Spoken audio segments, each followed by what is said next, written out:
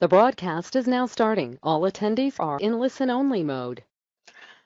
Well, good morning, everybody. Thank you so much for joining us on our webinar, Principles of Target Value Delivery, that's presented by Julie Glassmeyer from Julie, I apologize for mispronouncing your name.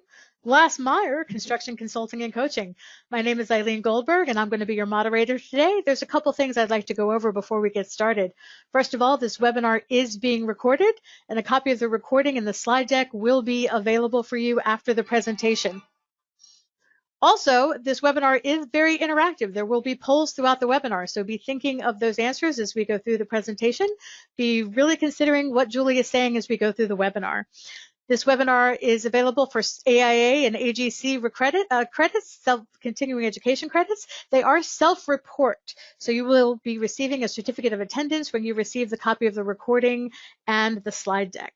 You'll notice the long skinny box to the right-hand side of your screen. There's a red arrow to the left of that box. That's the minimization and maximization arrow. Please feel free to use that throughout the presentation so you can view it more closely. You'll see the questions box at the bottom of that long skinny box. Throughout the presentation, please feel free to put your questions in there. They'll be answered at the end of the presentation. We're also going to be doing a quick plus delta to get feedback at the end of the presentation, so be thinking of that. Pluses are things you enjoyed about the presentation, you liked, you're happy we went over, you thought we explained well, and deltas are kind of like wishes, things we should change, things you thought we should have gone into more detail about, things you thought we could have explained better, things you wanted us to go over and we didn't, things like that. So be thinking about that as we go through. Just a little recap. This webinar is being recorded. You'll receive a copy of the recording and the slide deck. You'll also receive a certificate of attendance so you can self-report those AIA and AGC credits. There's a long skinny box on the right-hand side with the minimization and maximization arrow to the left of it. You'll also see that there's a questions box at the bottom. Put those questions in that questions box as we go through the presentation. They'll be answered at the end. And be thinking about that feedback for the plus delta we'll be doing at the end as well. This is a very interactive webinar, so we'll be doing polls throughout as well. So Julie, I'm going to turn it over to you now. Thanks so much. One of these days, Eileen is going to know how to say my name. I know. I know.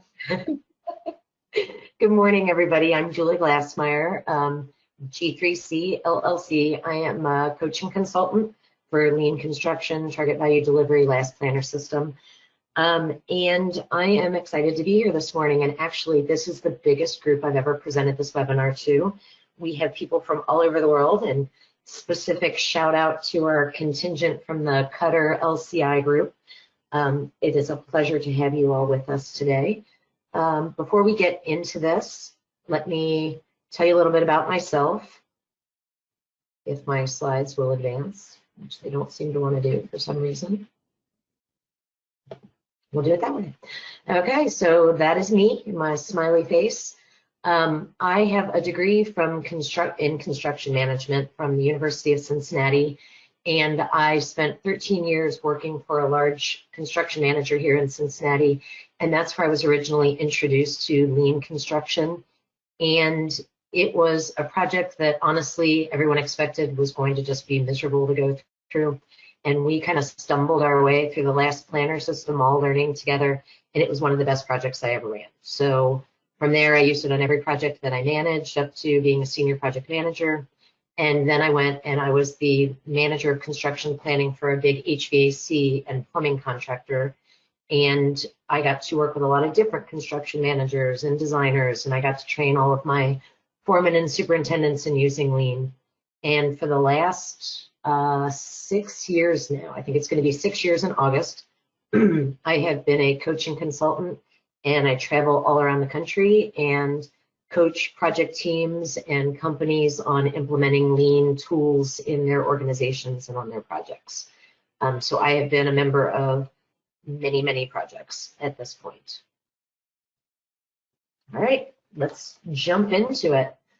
You're going to see a couple of slides here at the beginning that a lot of you, if you've attended other webinars or other trainings for LCI, you've probably seen before.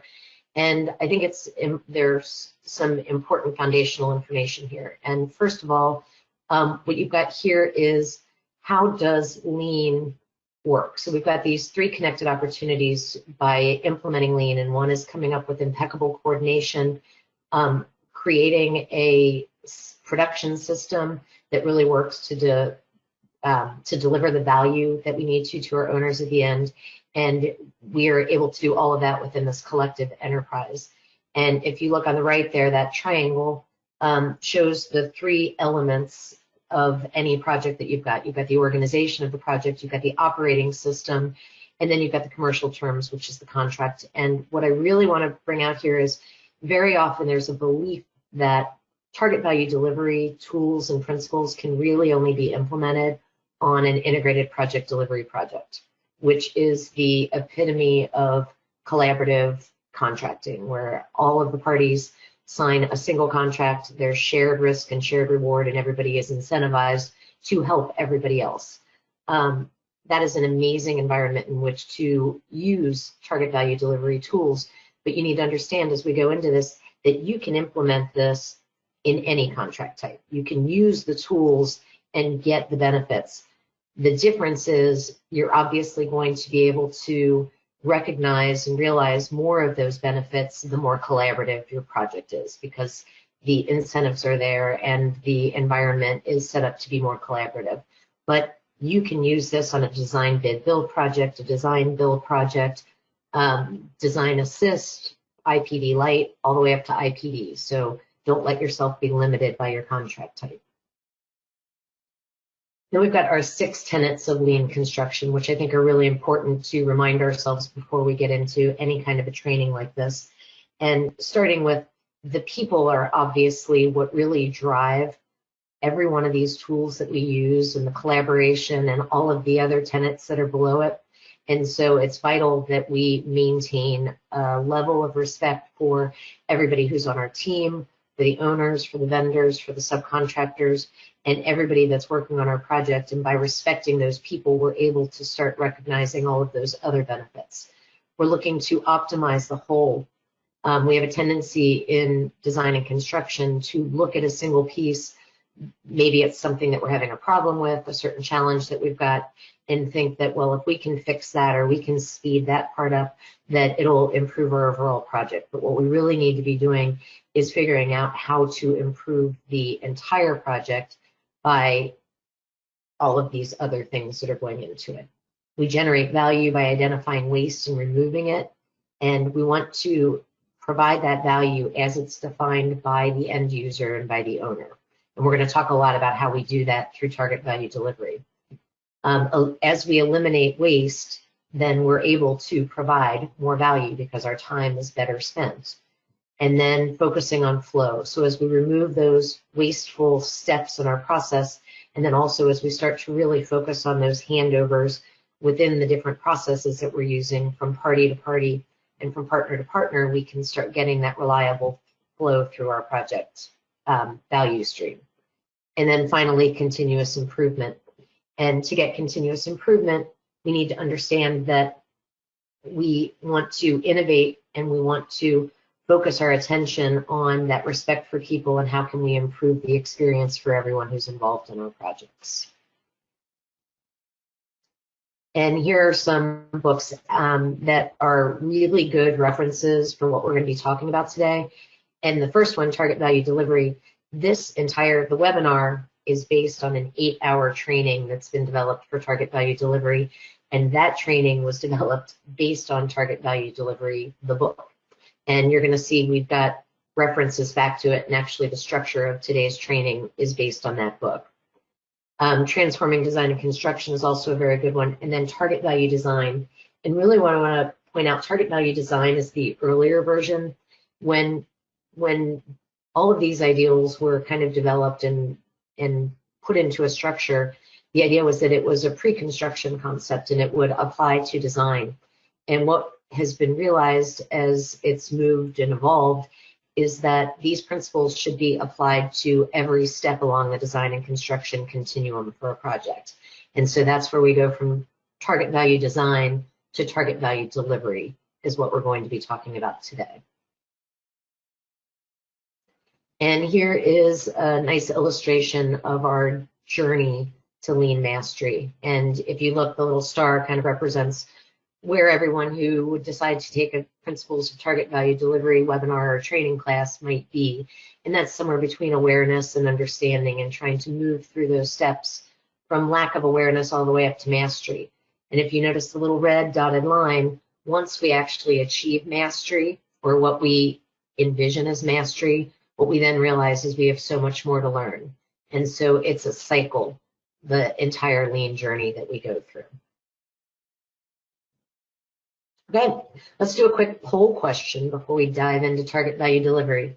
And what I'd like you to let me know is, of these options, what is driving your interest in target value delivery today? Is it A, an upcoming project, B, a lean initiative within your organization, C, a request from a client, D, just general curiosity, or E, something other than those? All right, well, we have a definite front runner here, and remember, these polls are interactive, and well, of course the polls are interactive, for goodness sakes. If for some reason you can't get the poll to work for you, please write the answer into the questions box. We do have someone that said B, a lean initiative in my organization, that wrote it into the questions box, so I'll go ahead and stick that out there here. We're going to leave the polls open for another minute or so. We have someone that said an upcoming project. Someone else said a lean initiative in my organization. Oh, we have someone that said A, B, C, and D. So there we go. We're going to close the poll, and I'm going to read off the results here for you, Julie. Glassmeyer. There we go. I got it right. It's like we've never met before, Eileen. Exactly. You haven't been doing this for me for 4 years now. 59% said a lean initiative in my organization. 17% said an upcoming project. 17% said general curiosity. 4% said a client request, and 3% said other. And as a matter of fact, we have a lot of comments coming in the questions box. And what we have most coming in are upcoming projects and lean initiative. So, Okay. and one of the others that came in is, I feel something wrong with continuous delays, and I found the solution in lean. So that's why they're interested specifically in target value delivery. Thanks everyone for answering, and I'm going to go ahead and close this poll, and we're going to give the thing back to Julie. That's great. Thank you, everybody, for your feedback on that. And I love seeing where the interest is coming from, but I am just happy that the interest is coming. So I'm thrilled to have you all here today. All right, let's get into it. So I don't know how many people on this call have actually read the book, Target Value Delivery. If you are looking for actually any of those books or multiple other references, you can find them on the LCI website. But this slide that you're looking at right now, you're going to see this throughout today's presentation. It's the structure of the book, and you'll see it in that book. As you can see, it's got chapter 2, chapter 3, chapter 4 written on all of these. But what this is showing is the phases of target value delivery. So those vertical lines that are going up, you've got the business case planning, which is the first phase, validation, value delivery, and value post-construction. And then the horizontal lines that are going through there are the core components of target value delivery. So what we're doing throughout that. And what I really want to point out here is, notice how, we typically structure our traditional projects where a certain thing is happening in a certain phase. And at the end of that phase, that activity is over. But as you can see in target value delivery, we continue with those activities to some degree or another in parallel throughout all of the different phases of target value delivery. So like I said, we've moved from just saying this is something that takes place during design, and now we want to apply it to the entire design construction continuum on a project. When you see a slide like this, and we've got a couple of them throughout today's presentation, what it means is it's a definition slide. And there is a glossary actually on the LCI website, and all of these definitions come straight off of there, and that's a really good reference as well if you're looking for definitions. So as far as the definition for target value delivery, it is a disciplined management practice to be used throughout the project, as we talked, to ensure that the facility meets the operational needs and values of the users, the project is delivered within the allowable budget, and that innovation is promoted throughout the process to increase value and eliminate waste. Innovation is key throughout an entire target value delivery process. And here's just another quick illustration of what we've got here. So like I said before, target value delivery takes the ideals of target value design and adds them to target value production. So it ensures that we continue to use those tools throughout the entire project. And I love this slide. I love the idea behind what it is. So the idea, target value delivery, we want to create a culture that has all of those different tenets of lean in it, that has us driving toward continuous improvement, that drives us toward innovation. And the way we do that is, as a team on a target value delivery project, we're challenging ourselves to drive the value up and at the same time drive the cost down. And that word "yet" right there represents what we call creative tension. You know, how we've always said, you want cost, you want safety, you want quality, and you want schedule, pick three. That's not what we say in target value delivery. We say these are our values and this is what we're going to drive toward from design all the way through delivery of the project. And therefore we're driving that value higher, and at the same time we're driving those costs down. So how do we do that? Well, here is a comparison between traditional and target value delivery. So if you look at the traditional approach, excuse me, which you will recognize, you have the idea for the project. You go out, you do some market research, you figure out what it is that you want. As the construction manager and the designer, you start understanding the customer, and then you design the building, you design what the product is.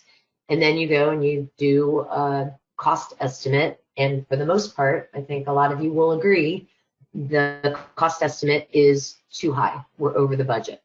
Well, now we have to go back and we have to start over again at a certain point there at the designing of the product.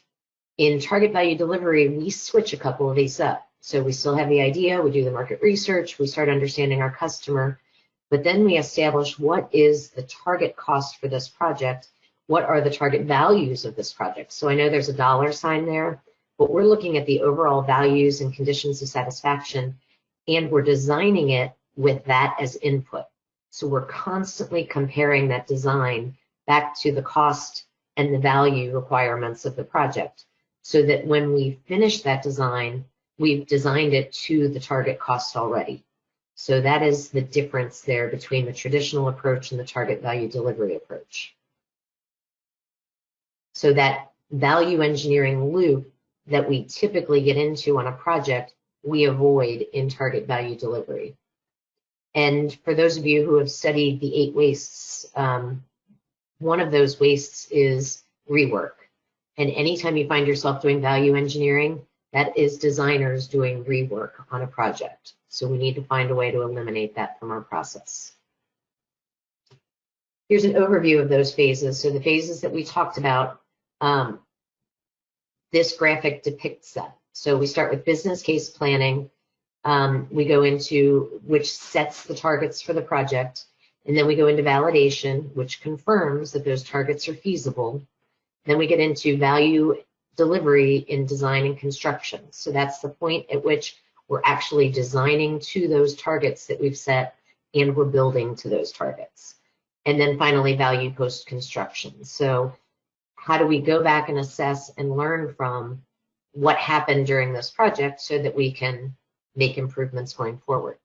What I really want to point out, that we're going to go into more detail of all of that, but what I really want you to notice on this slide is those 2 little diamonds that say go, no go. And in traditional projects, there is a basic assumption that happens among the team that if you've hired a team, the project is going to happen. In target value delivery, we don't make that assumption. We have these gates, so to speak, that we go through between business case and validation and value delivery, where the team has to say to each other, is this project feasible? Can we provide what's being asked of us for what we're being asked to provide it? And if the answer is no, then the team needs to say, then we can't do this project based on the current conditions. We need to go back and reevaluate that business case so that we can then reevaluate and determine if we can go forward. So there are pauses in this process to ensure that we can have success and provide the required value. All right, let's talk a little bit about team forming an organization and target value delivery. And this may be a graph that a lot of you have seen before in various ways, called the McLeamy curve, developed by Patrick McLeamy, and I really like it. So if you look at this, look at the bottom, you've got the different design phases in a traditional construction project, and the y-axis there is effort or effect that you can, or that is being had on the project. So if you look at the blue line, obviously at the beginning of design is when we have the best opportunity to impact cost and functional capabilities. That's when we've got blank paper and we can decide however we're going to build this project. As we move through the different design phases, that ability to make changes to the design becomes more expensive, more difficult, and possibly even impossible as we move through it. This red line is the cost of design changes. So obviously, if you've got blank pieces of paper, you're not spending any money to change something in your idea of what the project looks like. The more that gets designed, the more expensive it becomes to make those changes in the design. This black line represents traditional design process. And it really is, when it says effort and effect, and as we go up and down here, what it's really saying is who's on the team, how many people are contributing to this. And typically we get pretty well through DDs before we start bringing on our trade partners and the people who can really start giving us the feedback that may affect that design. And what we want to do is move that curve back to the point where we can have more effect, more impact on the cost and functional capabilities with the feedback that's coming from the participants in the project, while it is still cost effective to make those changes. And that's the goal of getting that early team involvement on a target value delivery project. And then if you think about it, the lifeblood of a project is the team that's on there. And the way we talk about that in Lean is that we are trying to rapidly create high-performing teams, because what we need to very quickly do is become collaborative so that we can start innovating and provide the value to the owner. So a high-performing team is built on a very strong foundation of trust among all members. And obviously, if we're going to get there, we have to start very quickly and come up with some tools and put things into effect to make that happen. There's a culture of respect that allows those members to effectively deliver against the conditions of satisfaction. High-performing teams are able to break down barriers with challenges on the project, things that typically come up by using innovation and continuous improvement as the focus as they move forward. And finally, they break down those traditional silos by maximizing the skills and optimizing the performance. And the way we do that is in a target value delivery project, we have a matrix organization of our team rather than the typical hierarchical organization that we would have on a regular project. All right, another quick poll question for you. What characteristic do you think is the most important in a team member company?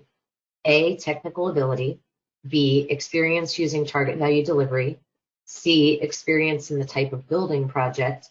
D, demonstration of lean culture. Or E, collaborative proposed team members.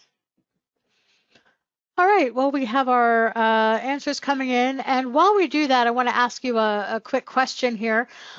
Is it common that the business modeling decisions are made by an owner prior to bringing a team on, Julie? Business modeling, as far as, I'm not positive what you're talking about. I know the first phase that we're going to talk about is the business case. And in the business case phase, yes, that is typically done by the owner prior to bringing the team on. Perhaps they will bring in consultation from the designer or a construction manager, but that would typically be before the formation of the official target value delivery team. I'm not positive that was exactly what was being asked. Well, I'll tell you what, if it wasn't and you need some more clarification, go ahead and write it into the questions box and we'll answer it later. So what we have that came into our questions box mostly is collaborative proposed team members and demonstration of lean culture. But as far as our poll goes, 73% said collaborative proposed team members, 10% said experience in the type of building project, 8% said demonstration of lean culture, and 5% was split between technical ability and experience using target value delivery. Okay, I like that. So one of the ways that I have seen teams be built, it's actually my favorite way that I see teams be built in a collaborative way, is kind of a progressive team building. And basically it's the owner brings on, either the construction manager or the designer, lead designer. And then those two go out and they get the third member, and those three go out and they get the fourth member, all the way through. Whereas, if you bring the electrical trade partner on before the mechanical, that electrical trade partner is part of the selection team for the mechanical contractor. And what that does is it progressively builds the culture of your team and ensures that the overall team, that you're bringing people in who fit that culture, so that you can very quickly create that high-performing team. Right. I just want to touch quickly on Big Room. And I think those who understand Big Room, agree that it is a really good way to create and maintain a collaborative environment on your project. What I want to point out is a big room isn't just, in fact, a big room. It's more of a mindset, and the idea is to focus on advancing the work. So we're bringing all of the different team members in, so you get that cross-functional team, and they're able to be collaborative. The thing I really want to point out is it doesn't always have to happen in a room. It doesn't always have to be everybody co-locating for the entire length of the project. Projects are different sizes. They have different resources. And what's important is that as a team, you decide the best way to construct your collaborative plan. Maybe you come together in the big room on Tuesdays and Thursdays, and then you've got agendized meetings on other days. Maybe you're all completely remote, but the entire team agrees that Wednesdays are the day for this project, and that's what you're going to focus on, and you're going to be available for all calls and all meetings. The important thing is that the team knows what they need to do to advance that work, and that they come up with a way to organize their time and their collaboration efforts to support that. So it takes planning, but it doesn't necessarily take a big space that everyone sits in all the time. Okay, let's talk a little bit about the business case planning. So this is the first phase of target value delivery, and I'm not going to spend a lot of time on it because, as I said before, in response to that question that I hopefully answered correctly, the business case doesn't include the entire team. It's what is coming from the owner to the team saying, here's our proposition for what it is that we need, what the building needs to be able to do, and how it needs to be able to serve us and our customers. It's the why that the owner is giving to the team. And within the business case, what's basically being handed to the team is the allowable cost and the value definition statement for the owner that is going to serve as the foundation of the conditions of satisfaction and that design process, the set-based design as we go forward. So here's how you would frame a business case. Can we build X for Y dollars and have it by Z date? Might be the way it sounds. So could we open a replacement hospital in Castro Valley, California for $300 million by early 2021? Probably not at this point, but that is the way that you would frame a business case. Or could we find a way to increase overall visitor count by X% for a capital expenditure of $1 billion by 2023? It's very simple and laid out there, and it's something that can be verified by the team. So when we talk in terms of allowable costs, we're going to talk about a lot of different types of costs through this. The allowable cost is the absolute maximum project cost based on the business case. And then that becomes the subject of validation. So here would be an example. The allowable cost, like I said, it's the absolute maximum. It needs to include all of the costs that are associated with the project. So that's your legal costs, permit costs, land costs. Everything needs to go into that so that it can all be considered together. And again, becomes the subject of the validation phase that we're going to talk about next.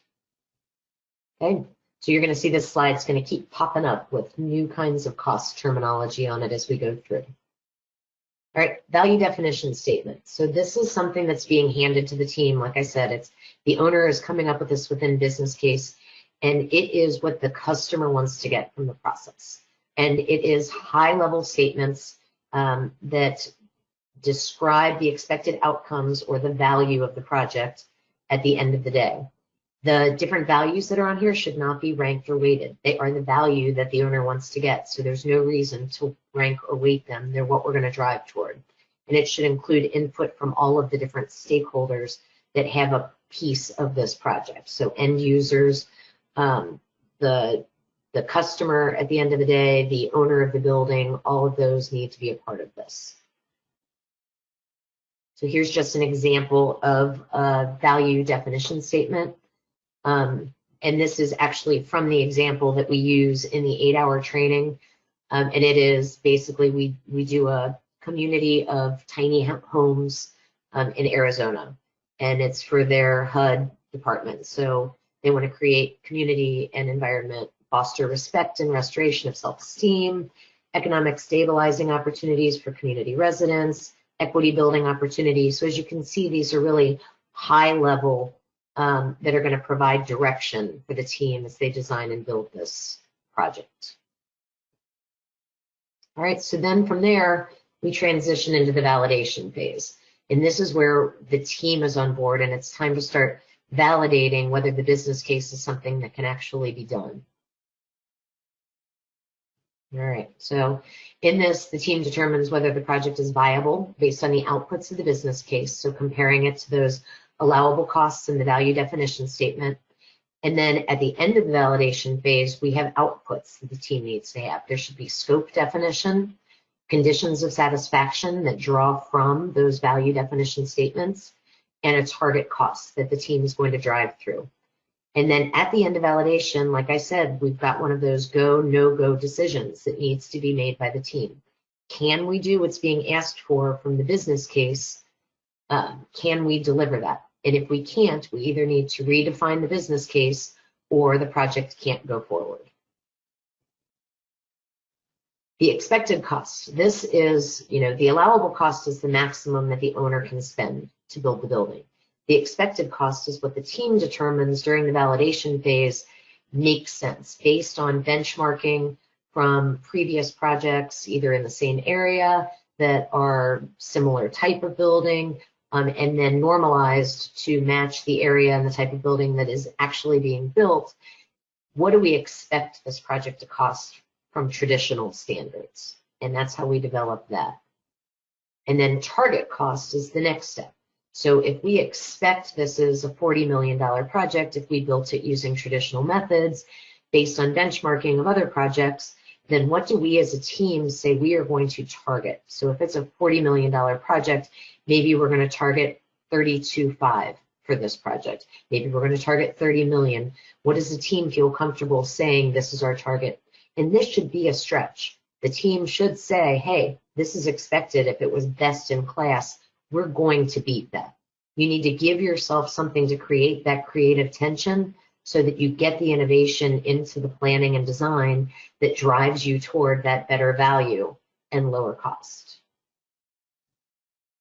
So here are our 3 cost terminologies so far. We've got our allowable cost, our expected cost, and our target cost. And those second 2 are coming out of that validation phase. So let's talk about defining success on our project. Target value delivery refers to targeting a cost, but it also refers to targeting those values and conditions of satisfaction for a project.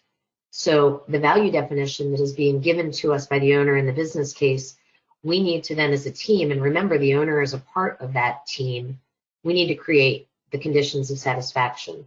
And conditions of satisfaction are what the entire team, every team member, would look back on this project and say, okay, we met all of this criteria, this project is a success. And similar to the value definition statement, we are not going to weight any of these, because if this is required for us to say this is a success, that doesn't make it any less or more important than any other condition of satisfaction. Once we've developed the condition of satisfaction within our team, we're going to use those to measure back for the decisions that we're making throughout design to ensure that we're staying on track and providing the value that we have said that we will provide. So we have a target cost, which is a target. Our conditions of satisfaction are another target that we are going to be continuously driving toward. Quick definition of what it is, developed by the team. So conditions of satisfaction are not handed to the team.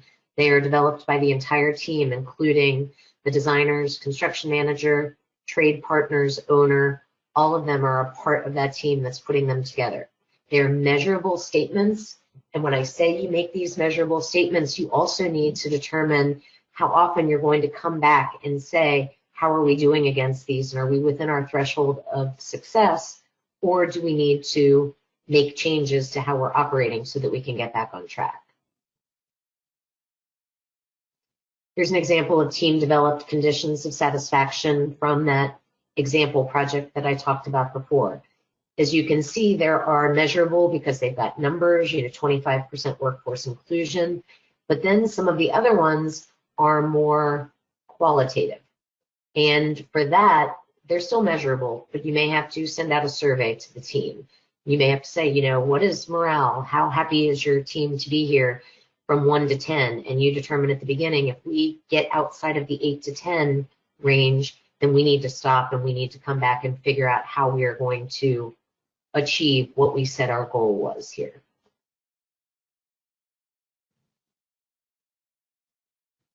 Okay, so then we get into cost modeling. And cost modeling, again, it starts in the validation phase and continues throughout the value delivery phase.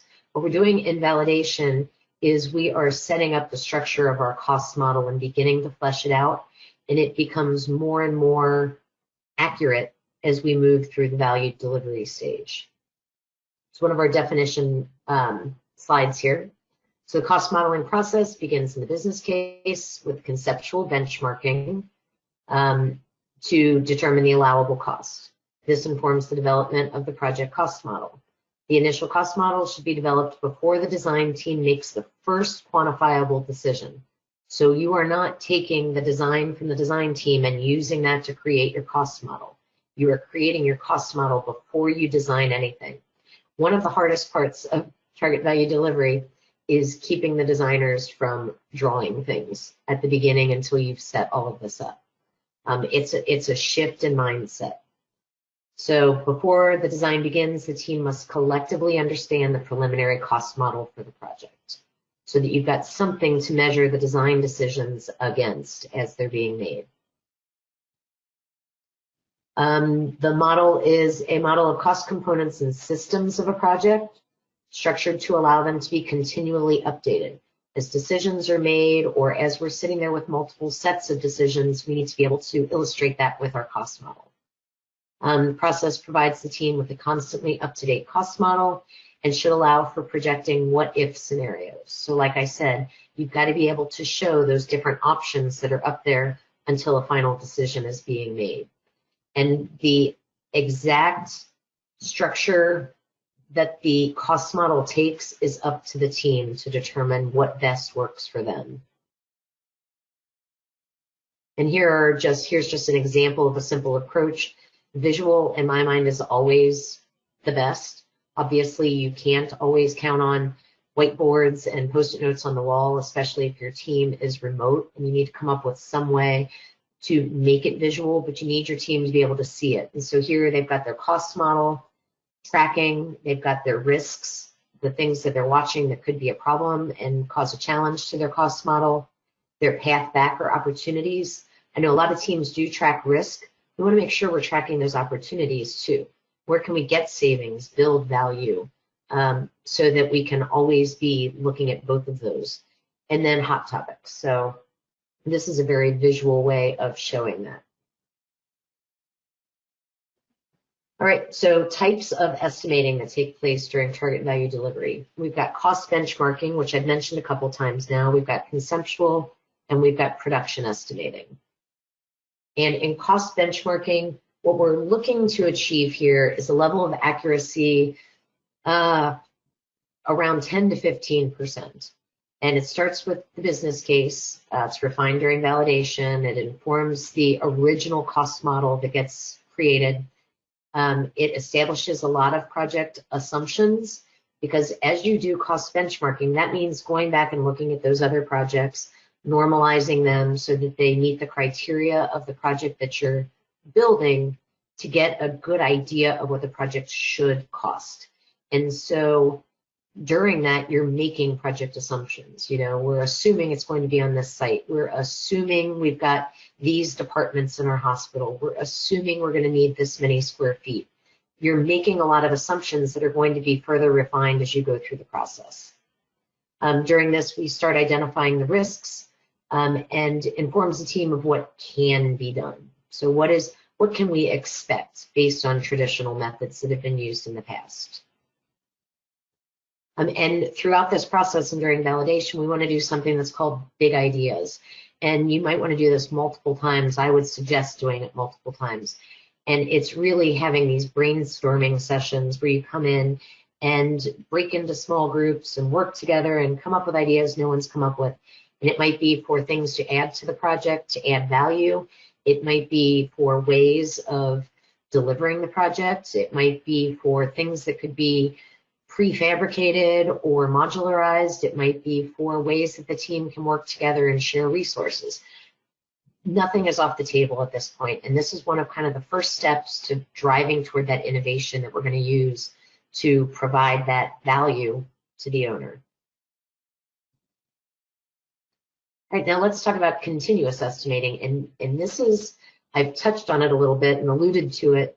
But as we get into continuous estimating and conceptual estimating, the estimators that are on the line out there are going to see this is a real mind shift from the way that we typically do estimating, and it takes a lot of new team structure and new skills that we don't typically use on a traditional project. So if you look at this, this is kind of the team organization that we're looking for. Remember I said that we use more of a matrix organization? We've got our executive management team, which includes members from all of the member companies for the project, and they're not in the day-to-day operations. They're really only if things need to be elevated to that level. Day-to-day operations of the project fall to the core team, which also includes members from all of those member teams for the group. So including trade subcontractors, designers, construction manager, owner. And then we've got what are called work clusters. And work clusters are tasked with handling, gathering information, making recommendations for specific challenges, specific parts of the cost model, specific scopes of work. They can be structured in any way, and some of them last throughout the entire project, some just for the amount of time that they're required. But they then report back to the core team, and the core team determines what decisions are actually going to be made based on the recommendations of those cluster teams. All right, so talking about conceptual estimating. So if you look at this top one, you're going to notice in the traditional estimating, we go through SDs, then we do an estimate. And then we come back and we do DDs, and then we do an estimate. And then we do CDs, we do an estimate. And all of this, and throughout, we're doing these cycles of value engineering, and over again we're having to redo that design work. In target value delivery, we're still doing that, we're just doing it much more quickly and in shorter intervals, which allows us to see our problems before we even make the decision. So in target value delivery, we are continuously, for every decision that's being made, and it's happening within those cluster teams in order to make the recommendations to the group, we're comparing them back to that target cost and the original target cost model that we've set up. So the decisions are being made based on that the entire time around, which means that you cannot just have one company or one individual or one small team that's responsible for estimating. Estimating has to be the responsibility throughout the entire team, and therefore that trust needs to be there, because you also, with this much continuous estimating going on, are not going to be able to have one individual who goes back and checks every estimate that comes in. You need to be able to trust your HVAC trade partner when they give you information. You need to be able to trust your electrical trade partner when they give you information, because all of that input is being constantly collected and reported back so that decisions can be made and the work can be advanced. Okay, so this is pretty much what I talked about. Well, now we're into conceptual estimating. So if you think about what I just said, if we're doing that estimating before decisions are made, that means estimating is not, here's a set of drawings, do some takeoff, put it together and tell us the cost.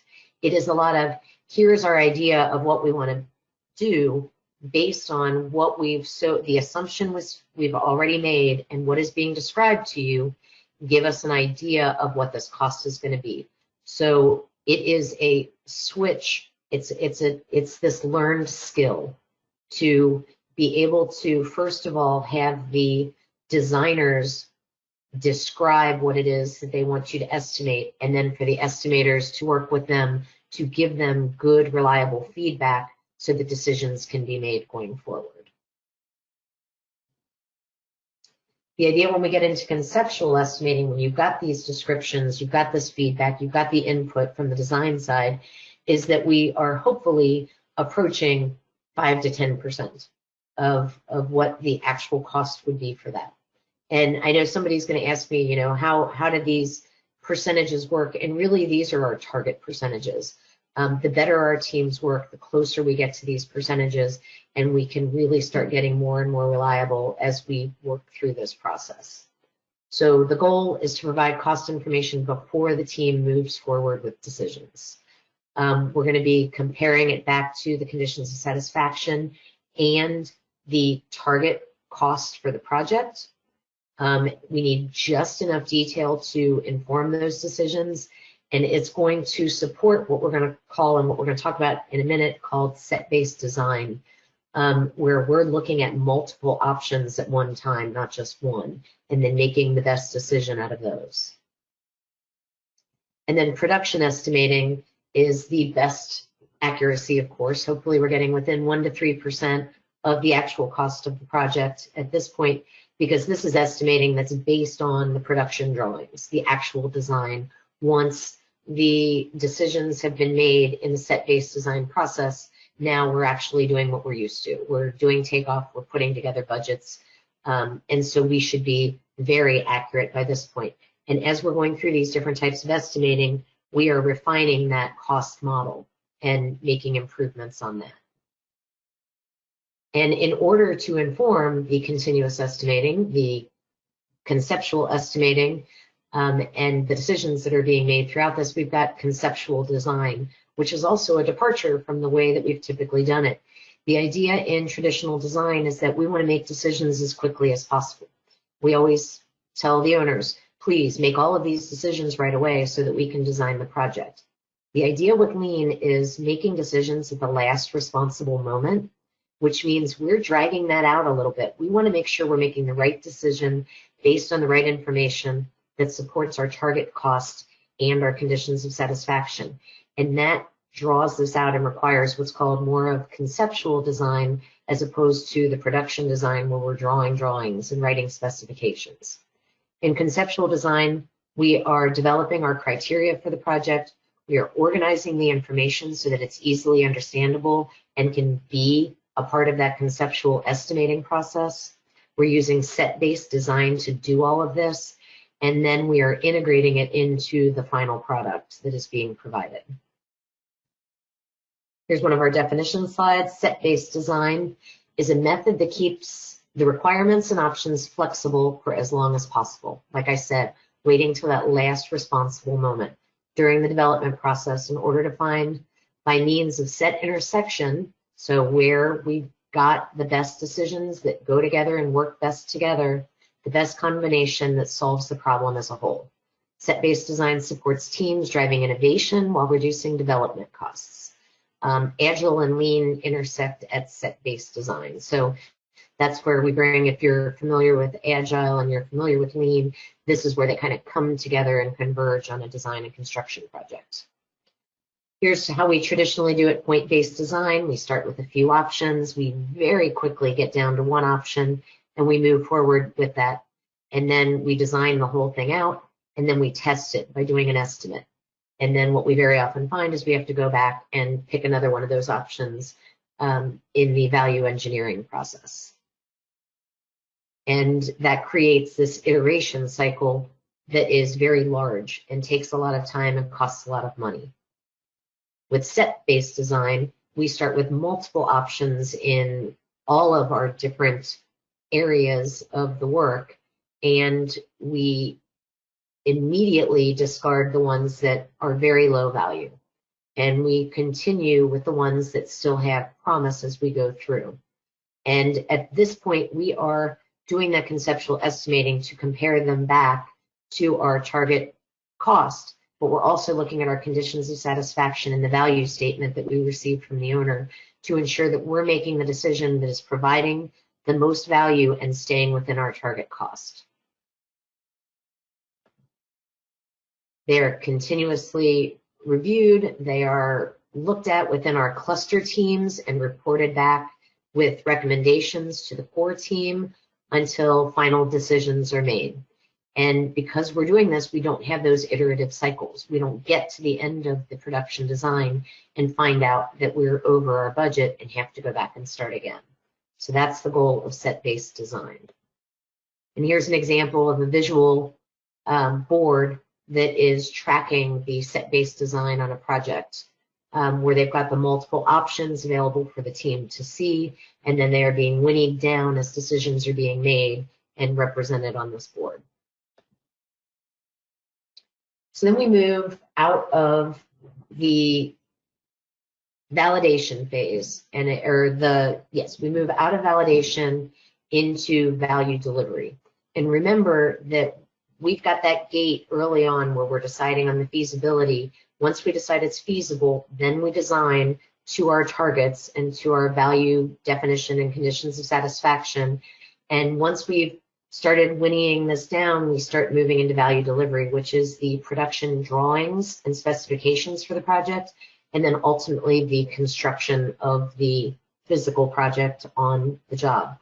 And if you look back at our model here, you can see these things are happening continuously, because as we're making decisions and within different parts of the project, we can then move into value delivery of that design while we're still maintaining set-based design and conceptual design and estimating on other parts of the project.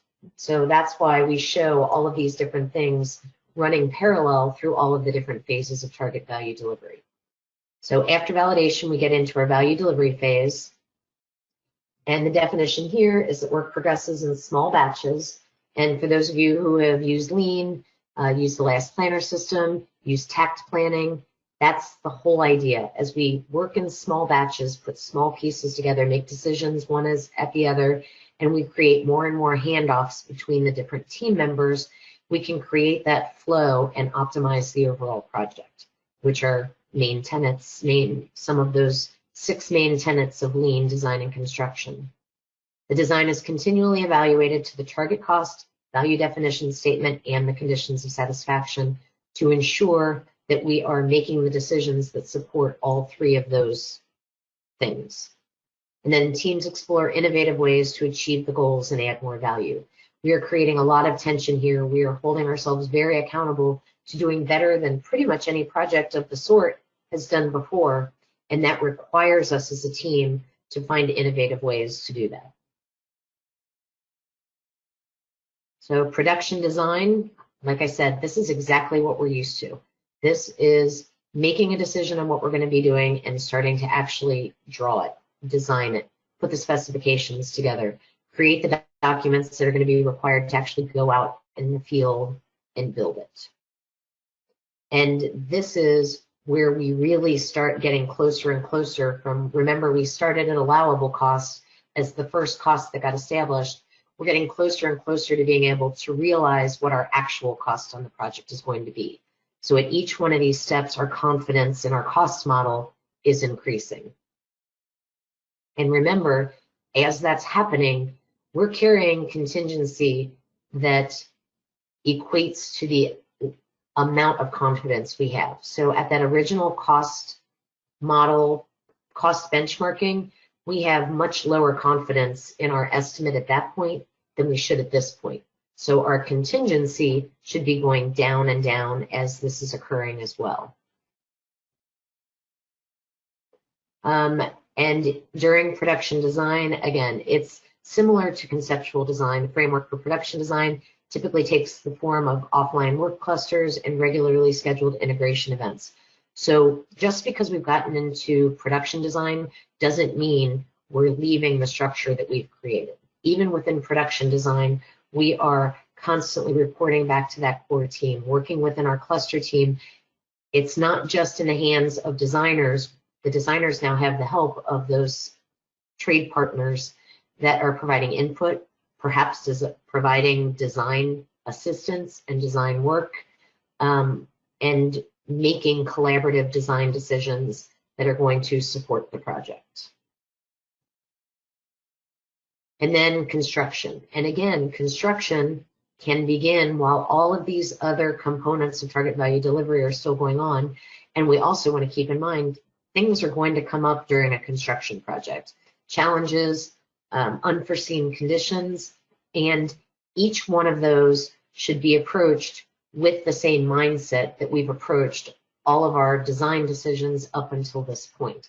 If we've got a challenge, we need to report it, get a cluster team together, have them gather the information, compare their recommendations back to the target cost, compare it back to the conditions of satisfaction, the value definition statement, and come to the core team with a recommendation where a decision will finally be made.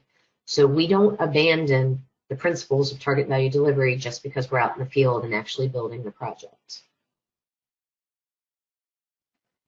As a recap of our target value delivery cost terminology, we've got our allowable cost, which is developed during the business case phase of the project, and that is the absolute maximum cost that can be spent on the project.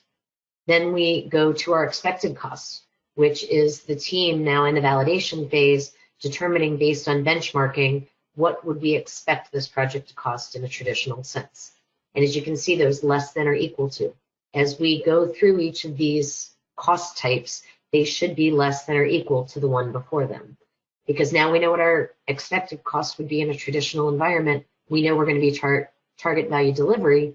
So what is our target cost as a team? What are we going to use innovation to drive toward to improve this project? And then the goal through using lean to design the project, to build the project, to plan the project, and to face the challenges that come up on the project, we would hope that our actual cost would be less than or equal to our target cost even. And that gets realized in the value delivery phase. And then we transition to value post-delivery. So everything that we've done now, how do we now realize the benefits and learn from the challenges that we had? And that all happens post-construction. And in a lot of traditional projects, what happens is we get toward the end of a project and team members just start falling off, going to other projects. And, you know, we may run a post-mortem within our company of how the project went, things that went wrong, what can we do? But we need to make a concerted effort as a team to come back and review the project and learn from it so that the team can go forward and actually capture those. I think in traditional design and construction, we have a very hard time capturing and maintaining the lessons from our projects. And so value post-construction is that last phase, and it's just as important as the other phases of target value delivery. So here we go, another definition slide, just to kind of cap this off. For the owner, value is realized only after the facility is constructed and serving its intended purpose. The business case and values are reviewed for actual outcomes. How did we do? Did we provide the value that the owner wanted? Did we do it for the allowable cost, the expected cost, the target cost that the team was going for?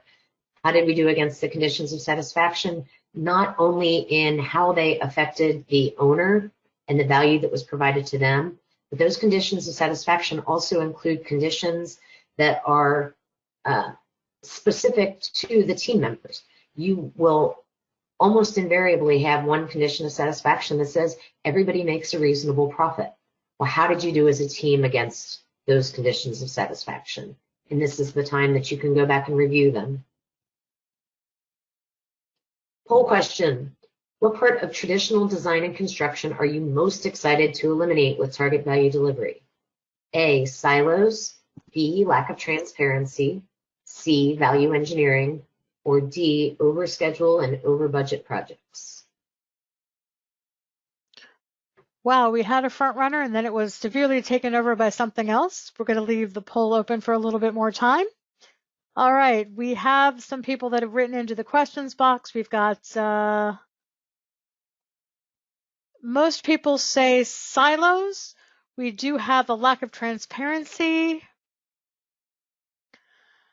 And now we have overschedule and under budget that has been taking over the questions box here. So let's see what we have coming into the poll. Let's go ahead and close the poll, and I'm going to share the results for everyone. We have 45% that said overschedule and over budget. We had 24% that said silos, 18% that said value engineering, and 14% that said lack of transparency.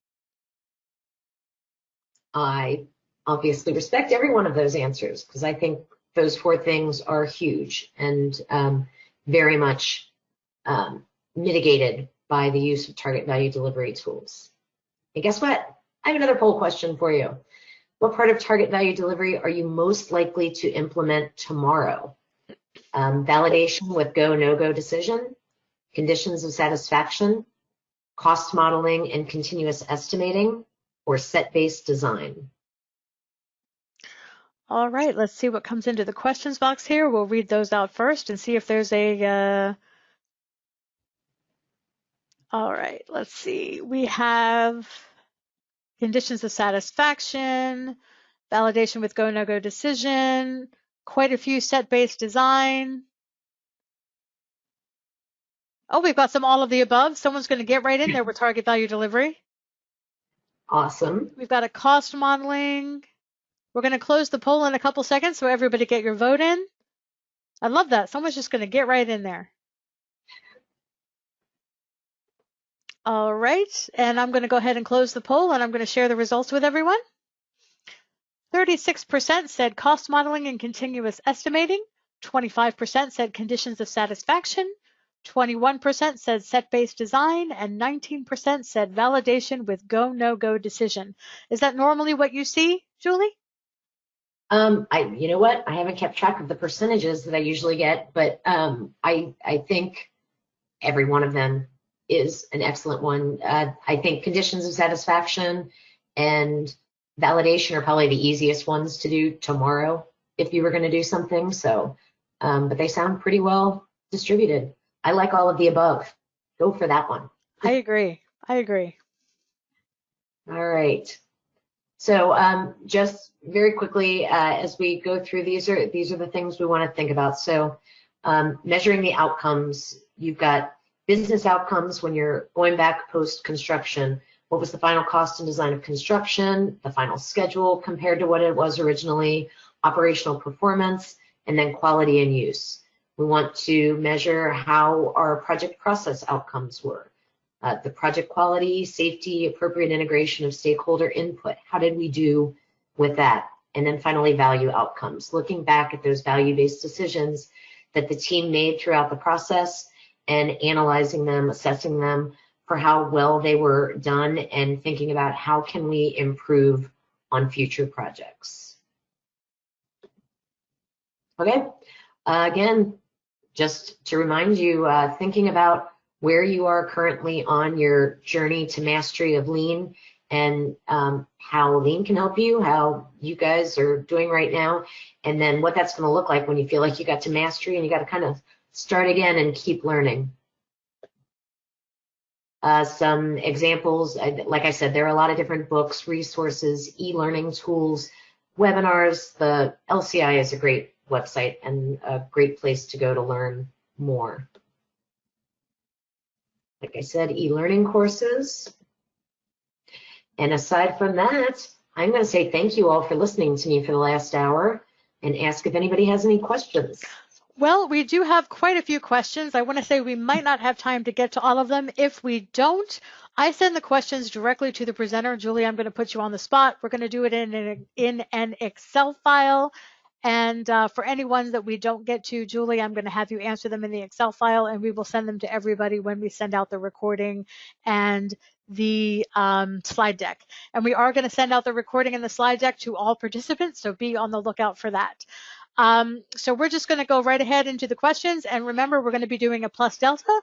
So any feedback that you have, pluses are things you liked about the presentation, you thought we went over, that you're glad we went over, you thought we explained well, and deltas are wishes. Things you wish you would have gone into in more detail, things you thought we could have explained better, and things you wish you would have talked about at all in the target value delivery process. So let's start with the questions. Most times you don't know the dollar value until you design the product. How do you approach this, Julie? Well, if you're going to use target value delivery, like I said, you have to start with that allowable cost. The owner typically knows what the absolute maximum that they can spend is. And I think what you're describing, they're kind of skipping that business case at the beginning, where they actually are saying, here's the value that we want, and here is our maximum cost. And what we're trying to do with target value delivery is eliminate what you're describing. In target value delivery, you can't get to the end design and then figure out the cost. You've got to be constantly doing that continuous estimating, that conceptual design and estimating, so that you are providing input to the design so that you know throughout. And establishing that cost model at the beginning and the target cost is key to being able to do that. So the way I say you combat it is really that you just decide as a team at the very beginning, this is how we're managing the project. We can't do it in that order this way, because that's the traditional method. Okay. Who or what is responsible for business case planning? And more specifically, in the instance of supplier-customer relationship, how many different instances of business case planning should be performed? Honestly, I've seen this done a little bit differently with all of the teams that I've worked with. Some of them, a lot of them actually, tend to blur the line between business case and validation, meaning that they're still establishing their business case during the validation phase once the team is on board. To get the best results, I would strongly suggest that the business case is developed by the owner, and like I said, with perhaps support from a designer or from a construction manager for input to that. But you want to be able to give that team something they can work with. So if the owner can have that business case together before the team is formed, so the team has something concrete to work with for the validation phase, you're going to get the best results. A lot of times the owner kind of brings the team on and does that as a group, and what happens is that starts to kind of muddy the water a little bit, and you miss those go no-go gates because you're still trying to figure out what that allowable cost is. You're still trying to figure out what that target cost is and what's going into it. So ideally, it would be the owner and and perhaps some support, like I said, but that it would not be the entire team that was a part of the business case development. Okay, our next question is, how can BIM or VDC be leveraged in target value delivery? I think it can be leveraged in general. I think it is one of the greater supports of Lean in general, because it allows the entire team to be able to see what's being developed and what's out there. And so it leads to that collaboration and cooperation in what you're doing. It also ensures that information is available to the team in real time. I would consider it a tool that supports what you're trying to do with target value delivery. I think you set your structure up based on target value delivery, and then BIM becomes BIM and virtual design become the tools that allow you to get there within that structure. Okay. Our next question is, do you have recommendations for how to implement a big room mindset in a remote team situation that has become the new normal during the pandemic? Yes, aren't we all loving our Zoom meetings? Yeah, what I would say, and like I said at the beginning, and what I usually drive home with big room is, depending, like when I talk about it with teams, is that it's got to be deliberate. It's not just, okay, we've set all this stuff up, make sure you all go in and look at it occasionally, or that you just say, well, it's available, you knew it was there. It's really got to be the team saying, okay, what is the best way to communicate it, make it available, keep it up to date, and make it visible. And that becomes much more difficult when you're not in a space where you just have whiteboards and post-it notes and everything can be hung on the wall. Obviously, it's very easy for things to be visible and in front of people. So the things I suggest people think about are, first of all, you need somebody who's responsible for keeping things up to date, for making sure that the right information is getting into, if you're using, I've got a team that's using BIM 360 to house all of their documents, and then they are using Teams to communicate that those documents have gone in there. But they've got somebody who's responsible for facilitating that process and keeping an eye on it to make sure that that's where everything's being located. Another way that I've suggested is build a dashboard and ensure that everybody, that that's what pops up when people turn on their computers in the morning. And then finally, making sure you've got an agenda of what needs to be done. So on Wednesdays, we are going to spend the first 2 hours of the day together as a core team recapping what was done last week. Then we're going to spend the next 4 hours breaking out into the cluster teams. And then we are going to come back together at the end of the day for another hour to recap what we did today and make sure we know what we need to do for the upcoming week and put our weekly work plan together. The more planned out and agendized it is, the better. And then making sure you're coming back and looking at those plans on a regular basis, because the need for those different things is going to evolve throughout the project and you're going to need to make changes. Okay, I want to remind everybody to please put those plus deltas in the questions box. We want to make sure we have that feedback so we can make our webinars more of what it is that you want to hear about. Why should value definition statements not be ranked or weighed? Yeah, this is a tough, it sounds wrong, and I understand that. It's the same way with conditions of satisfaction, just to put it out there. And the reason is what you're defining in that business case when you're developing your value definition statement is the values for the project. It's not the wish list. It's not it would also be awesome if we could do this. It is our project to meet the values that we are trying to provide with the end product needs to include this, this, this, and this. These are our values. And that's why we don't weight it, because the team should be constantly measuring back to what is the value for the owner. Same thing with conditions of satisfaction. Conditions of satisfaction are developed by the entire team. It includes input from the entire team. Like I said, it's got things for the team. What is the electrician going to look back and say, this was a success for us? We want everybody to consider it a success. And if as a team you determine that these 14 things are what's required for the project to be a success, then why would one be more important? Because still, if one isn't in there, the project isn't a success. And that's what we want to do. We want to drive toward reaching all of them, but we also want to drive toward not letting them become wish lists. They're requirements. And so that's why we don't weigh them. Okay. Our next question is, can you talk through the ways that goals, critical success, and factors are related? Goals, critical success, and factors. Critical or is success. It goals, critical success, and factor, or goals, critical success, and factors? I'm reading the question the way can you talk through the ways goals, critical success, and factors are related? Well, I got to admit, I'm not positive exactly how you're talking through those terms, I would suggest that maybe you mean like I'll the tell you what. critical success. Yeah, go ahead.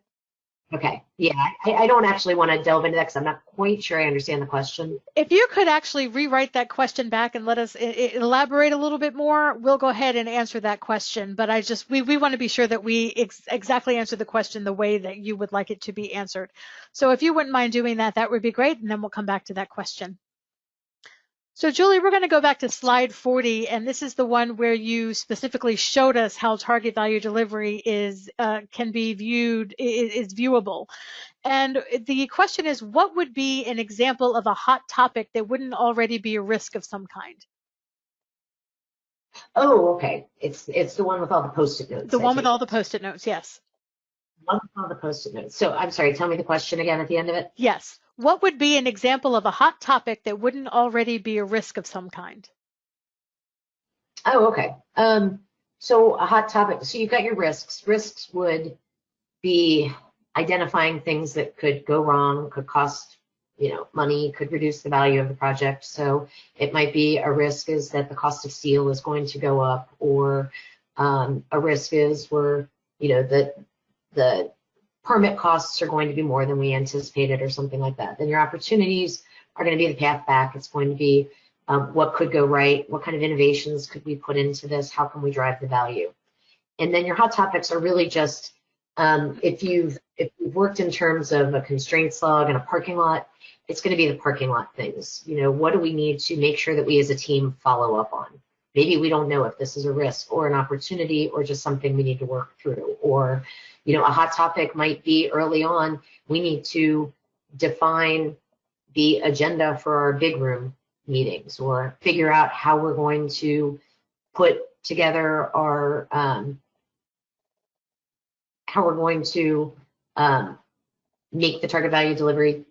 I'm sorry, I've lost my train of thought right in the middle of that. How we're going to establish our cluster teams and who's going to be in them. It might be a topic, but not necessarily something that is specifically value related, but is a hot topic, something that the team needs to manage to support the value delivery of that project. Okay, speaking of cluster teams, that's what our next question is about. I have found it very common to need specific key individuals in multiple clusters at the same time. Any recommendations on how to solve this dilemma?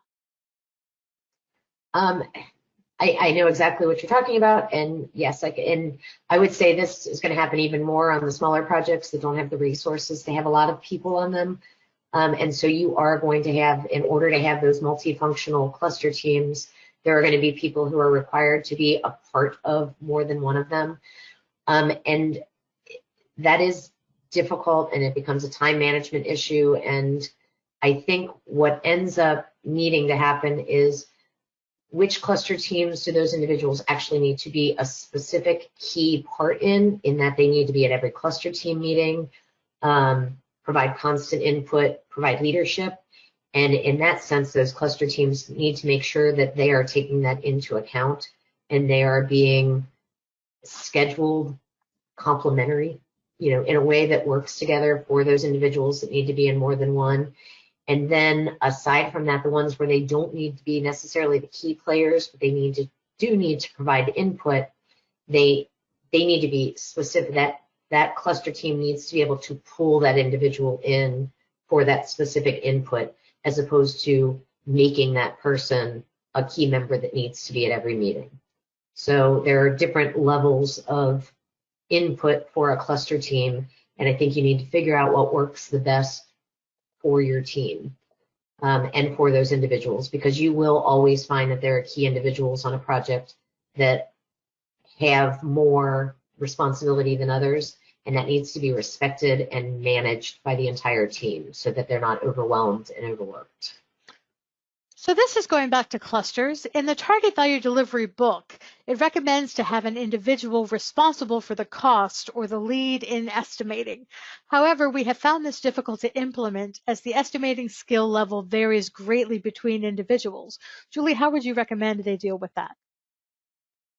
I believe there does need to be somebody for the project who is the I don't know, quote, end of quote, administrator of the estimate. Somebody needs to be bringing it all in and putting it in the cost model, doing it at the very least. When I say at the very least, basically doing only a cursory review, that they're getting the information that they need, that provides the feedback and is a part of that core team. We are going to continuously find, because even though target value delivery isn't brand new, it's somewhat new, and even I'd say in 15 years, it's still going to be new to a lot of companies and team members that come on, and we want them to grow. And so it's a learning process where, again, you're going to have those people who are the experts that need to provide support to the ones who are still learning. And as they go to the next project, they're going to know more and be better at the conceptual estimating. But it's the training, the trusting, and having the ability so that those people who are just learning have some kind of, they've got a resource that they can go to get the assistance they need as they're doing it. I found that once you start doing it, it becomes easier, but it takes a lot of communication and a lot of assistance to move people from the traditional way into it. I know that doesn't completely solve the problem that you've got, but having one person responsible to do all the estimating is not tenable with a target value delivery project. There's just too much estimating to be done. Okay, our next question is, how can you estimate with such accuracy, and they deliberately mention the 10%, without multiple discipline design drawings to perform takeoffs? That is where that new skill comes in. It is the communication from the design team in the conceptual design with the trade partners and the cluster teams to help them understand exactly what is necessary for that conceptual estimating to happen. I was very fortunate. The HVAC company that I worked with, they happened to have an amazingly collaborative engineering lead who had a very close relationship with the estimating department, and it was constant communication to make sure that it was understood what was necessary, and then basing it on experience and that benchmarked information. And you still come up with numbers, you just aren't doing it based on drawings. You're doing it based on your experience and your understanding of the vision of what that is. If you think about it in set-based design, if we've got 3 different HVAC systems that are a possibility that we might move forward with, we cannot do drawings and detailed designs and estimates for all 3 of those options. We have to figure out how to understand what's desired and get accurate with our estimates conceptually. Okay, I want to remind everybody to put those plus deltas into the questions box. We want to make sure we have that feedback from you guys. Our next question, and I apologize, I am going to make some pronunciation errors because I, however, did not spend 13 to 23 years in the industry. So how does a design and construction team balance future operating costs? Does TVD prevent making decisions with good OPEX to CAPEX paybacks in the name of hitting the target cost? Okay. Did I completely mispronounce any of that? Yeah, I think that's good. So basically, how do we look at the future costs of managing the building, the energy costs, the maintenance costs? How do we look at those while we're in the design and construction phase? And the answer to that is that becomes one of those values in the value definition statement and a condition of satisfaction. And therefore, I haven't really talked about choosing by advantages, but choosing by advantages is really the tool that it should be used within the cluster teams to come up with the recommendations. And as factors for decision making, we need to be looking at what that future cost would be. I think it's Akron Children's Hospital, they had an integrated project delivery project. It was target value delivery, and they were actually able through modeling and mock-ups and bringing the end users into a mocked up space, they were actually able to reduce the footprint by like I think it's 35,000 square feet, which reduced their operating costs going forward, their maintenance costs, their energy costs, and made their facility more efficient to use. So those things become those factors that we're measuring against and one of our targets, and that's how that's managed within that. Our next question is, how do you ensure goal alignment to the cost by the designers? Well, the designers are part of this team. So there are design representatives from each of the design disciplines, part of the executive team. They're part of the core team, and they are obviously very involved in the cluster teams that are making these recommendations. So like I said, one of the harder parts of this is stopping designers from drawing things, because the goal is, or the inclination is to design things, to draw things, to make decisions, to move that forward. But we need to remember that the design is not the only output that we're trying to get at this point. And so the way that we keep those goals aligned is through the conceptual design and conceptual estimating, and those continuous cycles of, with set-based design, comparing each of those options back to the target. And then a decision just doesn't get made or put into the design until the team deems it worthy and that it aligns with that target cost and with those values. So that's how you do it. Every even somewhat major decision that is made during design is not made solely by the designers. It is made by the entire team based on those targets. Okay. Our next question specifically mentions value engineering. I know you mentioned quickly value engineering. Will you please elaborate in a bit of detail the correlation or coexistence of value engineering and target value delivery and lean in general? Sure. I did mention it kind of quickly, and so there are value engineering. I'm assuming everybody on here knows what that is. You get to the end of a design phase, you do an estimate, you determine that you're over budget, and then you value engineer. You do everything that you can to maintain the value of the product, but also reduce the cost of it. And unfortunately, that very often results in a reduction in the value that's being delivered as well. What we're trying to do with target value delivery is eliminate value engineering altogether. And that's because we are not waiting until the end of a design phase. We are not waiting until production drawings have been created to go back and check and see how we're doing against that budget.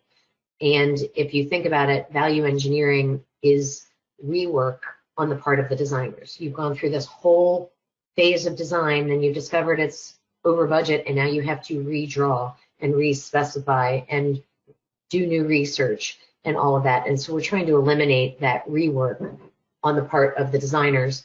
And the way we're doing that is by doing constant estimating, continuous estimating throughout the process, and measuring back to those values, so that by the time we get to the end of a quote unquote design phase, the decisions have already been made to line up with that target cost. So we won't need to go back and do that value engineering. Can you please provide examples of how you lead sessions that develop conditions of satisfactions and value definition statements? Sure. I've actually run both, and I do them very similarly. It's just different people involved in different kinds of conditions that are going into them. Again, value definition statement comes from the owner in the business case, and they are high level, what the owner, the reason basically that they're building this building. This is what we need to get out of it for this to meet what we are willing to spend this money for.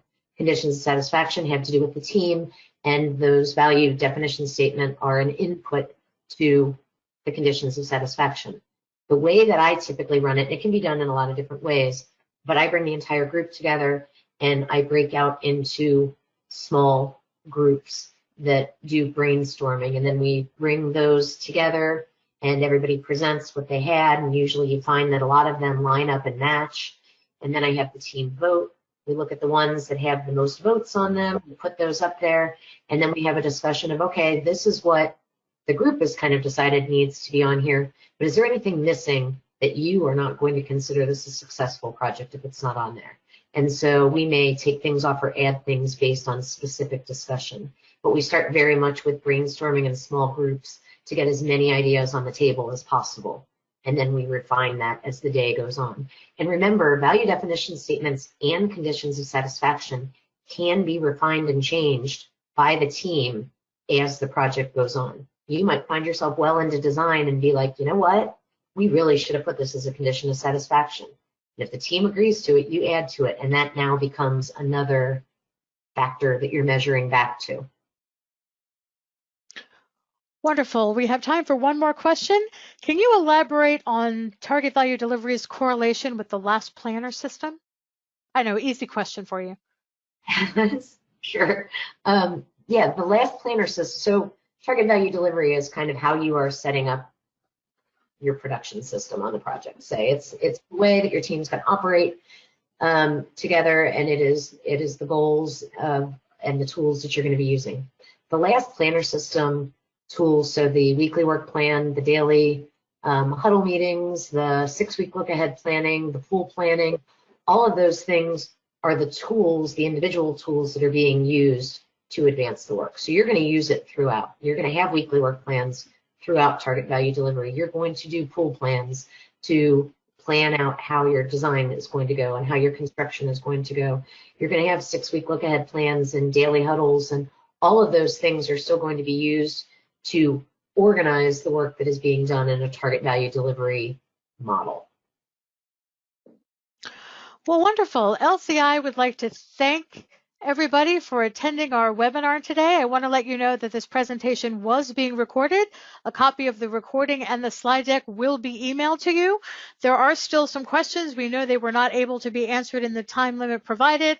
I'm going to be sending an Excel spreadsheet of the questions that were not answered to Julie. She will be able to answer those, and I will email that out with a copy of the recording and the slide deck. So you won't be receiving a copy of the recording and the slide deck until Monday afternoon. We're going to give Julie some time to answer these questions. So again, thank you guys so much. Have a wonderful weekend and be safe. Bye-bye. Thank you, everyone.